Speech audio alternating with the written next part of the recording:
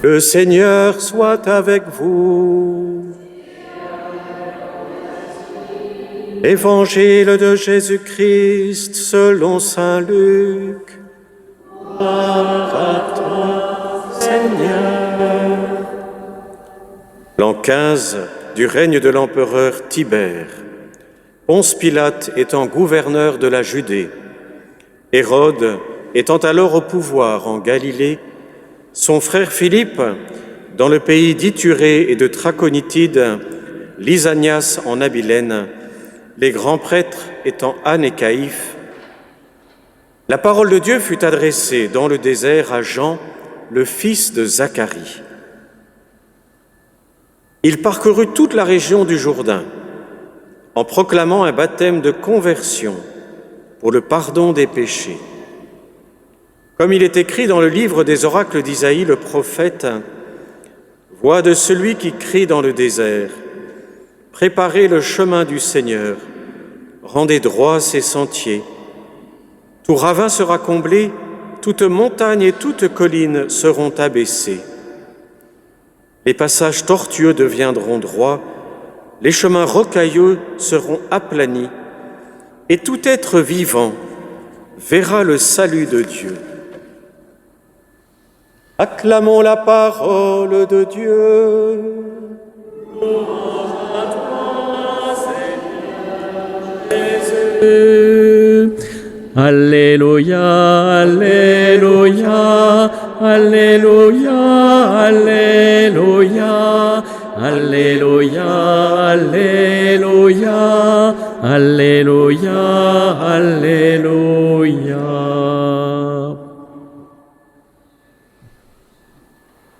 Quel contraste entre l'actualité, cette première lecture et ce psaume.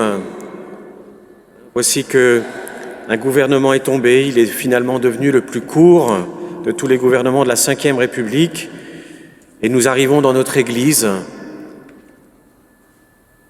et nous entendons « Jérusalem, quitte ta robe de tristesse et de misère ». Puis nous avons le psaume « Quelle merveille le Seigneur fit pour nous, nous étions en grande fête ». Cela nous arrive souvent, en arrivant, en assistant à la messe, de sentir ce décalage profond entre l'Écriture, la parole de Dieu et nos vies dans lesquelles nous sommes. Aujourd'hui, j'aimerais, dans notre méditation, que vous puissiez repartir en ayant au cœur la fidélité de Dieu, peut-être de retenir cette dimension de la fidélité de Dieu. Comment allons-nous méditer sur ces textes ? Eh bien, tout d'abord, nous n'allons pas édulcorer le contraste qui existe entre notre vie quotidienne et souvent la parole de Dieu que nous écoutons. Il est bon pour nous de sentir cette aspérité entre ce que nous vivons et la parole de Dieu. Parce que peut-être cela peut nous conduire à nous poser une question que certes, nous nous posons, nous nous sommes posés, mais qu'il est bon de se poser à nouveau. Qui attendons-nous à Noël ? Qui attendons-nous ?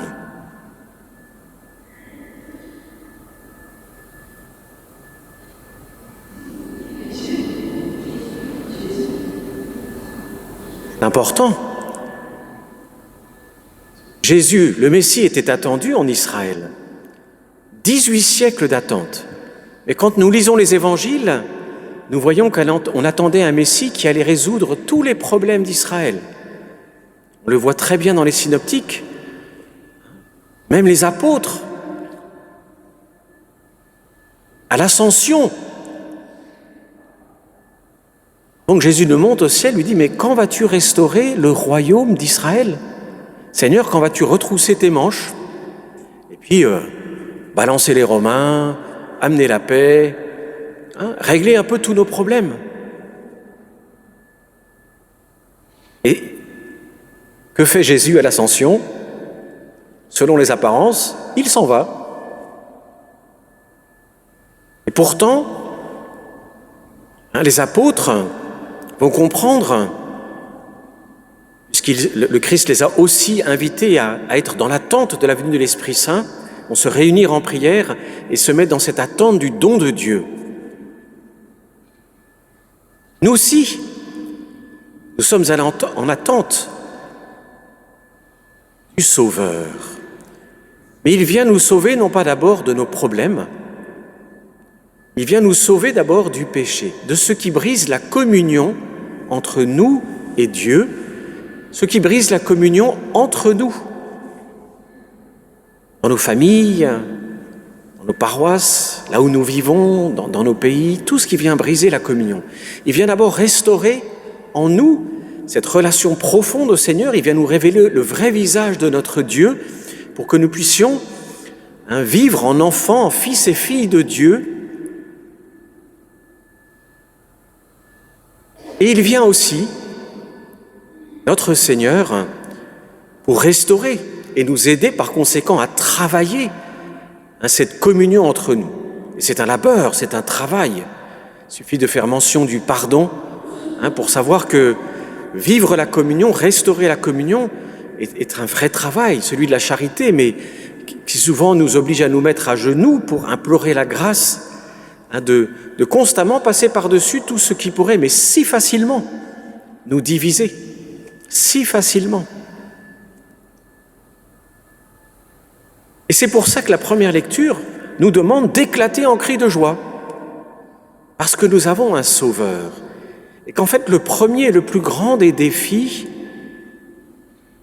ce n'est pas pour le Seigneur de résoudre nos problèmes. Il suffit du reste, si on aime l'histoire, de regarder un peu l'histoire du monde.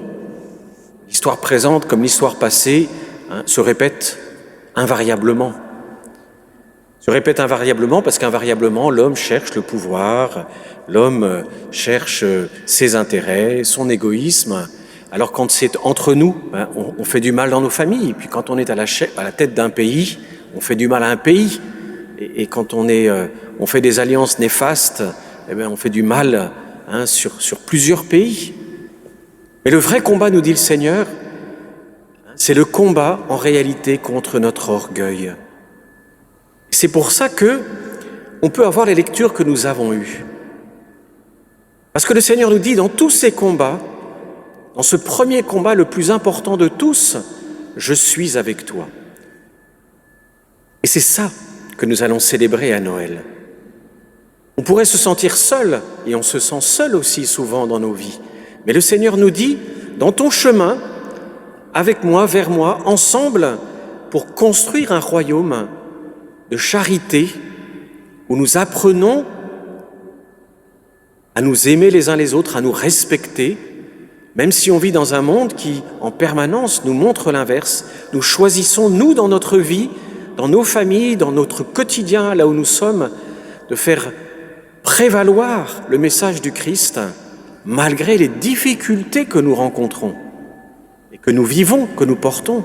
Le Seigneur nous dit « Je serai toujours avec toi ». Et ça, c'est la folie de l'incarnation.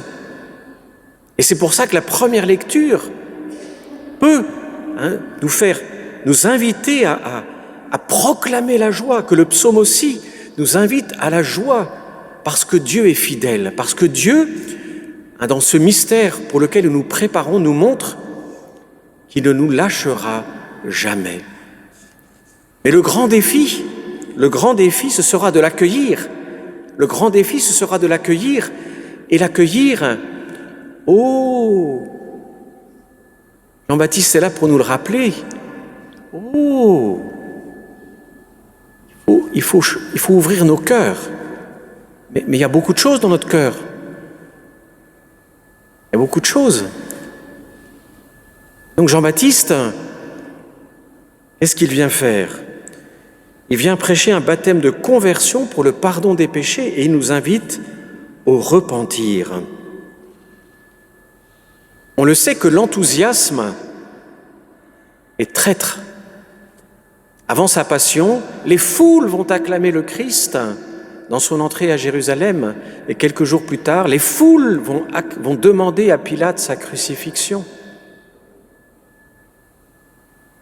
L'enthousiasme n'est pas un critère. Et en fait, nous ne nous préparons pas à Noël à vivre l'enthousiasme. Certes, c'est une fête familiale et nous voulons en profiter, mais sur le plan de la foi, ce que nous venons célébrer est quelque chose de beaucoup plus profond. Dieu avec nous. Nous l'avons entendu dans la première lecture, Emmanuel, ce nom qui va résonner tout au long de l'Avent. Emmanuel, Dieu avec nous.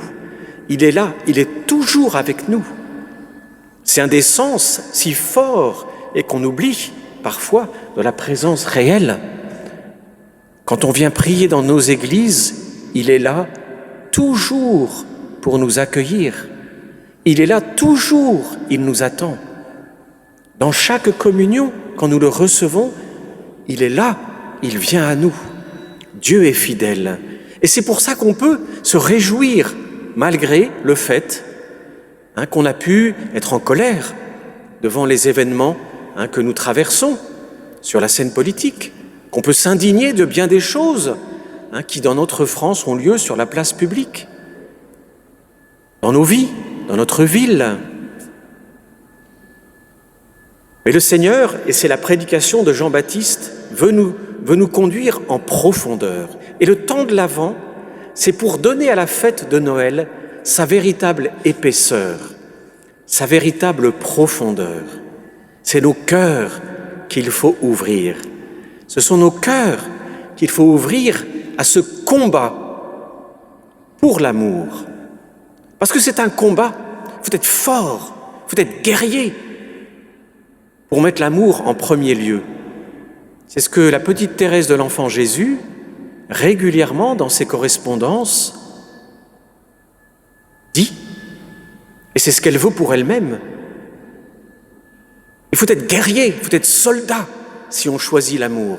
Parce qu'il y a mille et une occasions de préférer l'égoïsme, l'orgueil, de chercher à avoir toujours raison, toujours le dernier mot. Alors ça, c'est la pente royale. Ça, on peut se laisser aller, ça vient tout seul. On n'a même pas besoin de nous aider. Une petite pichenette, et alors on produit des choses, c'est incroyable. Par contre, pour aimer, pour pardonner, pour prendre sur nous, pour accepter d'acquérir les vertus, la patience, la modération, qui nous permettent de construire ensemble, ah là, il faut être un soldat, dans l'âme. Il ne faut pas être tiède. Ah non.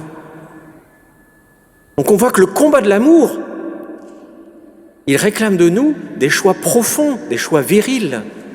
Et donc l'enfant Jésus que nous accueillons à Noël, dans toute la tendresse de Dieu qui vient nous manifester, est un appel, frères et sœurs, au combat, pour aimer.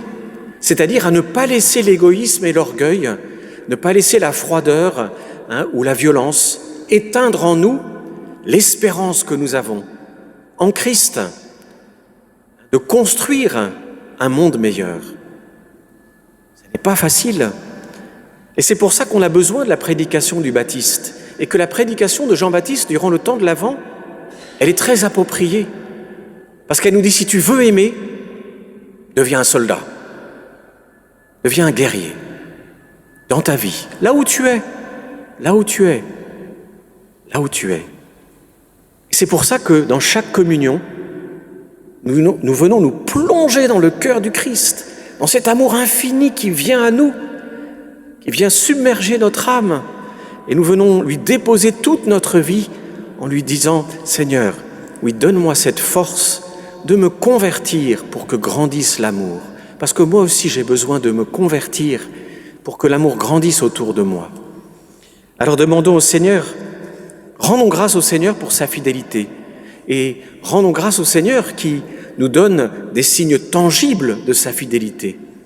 Puisqu'il est là, nous pouvons venir le prier quand nous voulons, nous pouvons le recevoir dans l'Eucharistie, nous pouvons par le sacrement de la réconciliation nous régénérer sans cesse. Oui, Dieu est fidèle pour nous aider à devenir des guerriers, c'est-à-dire des gens qui choisissent l'amour et qui font des choix forts pour aimer et faire grandir par le pardon, par l'entraide, par l'attention aux autres, par l'acquisition des vertus, qui sont prêts à donner d'eux-mêmes et de leur personne pour faire grandir l'amour. Amen.